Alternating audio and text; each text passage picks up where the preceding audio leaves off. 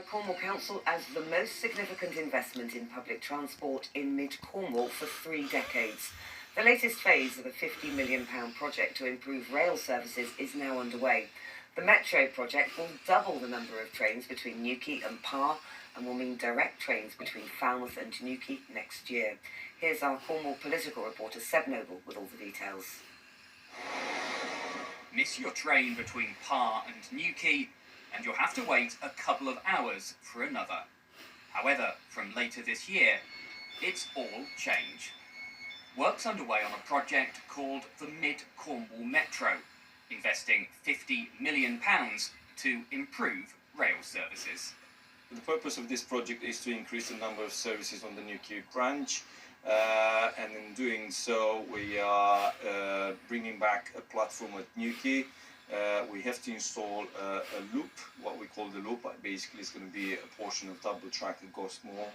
By doing so, we're going to be able to run a train every hour.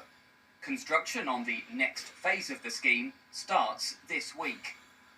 This is Goss Moor, and this is where 400 metres of new tracks going to be put down, and it's a vital element of this project.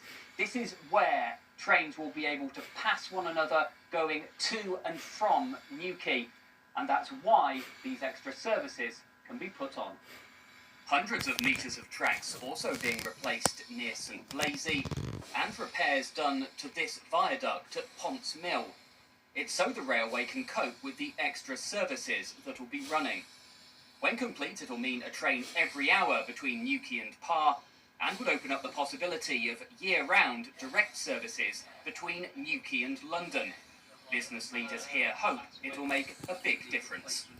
Having 2 lines, having an hourly service, bringing more people into a town obviously is very important. People talk about parking in Newquay and black parking.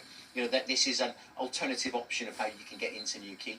So it's a big deal. It's a good investment, and I think that you know, having this happen now, it's been a long time coming. From next year, there'll also be direct services between the north and south coasts. Cornwall Council hopes it'll be a boost to the whole of the economy.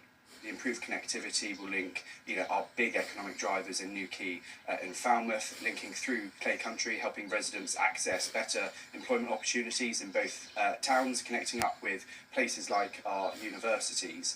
So it will absolutely deliver economic benefits. I'm also hoping it will benefit small businesses in both Falmouth, Newquay and across that line.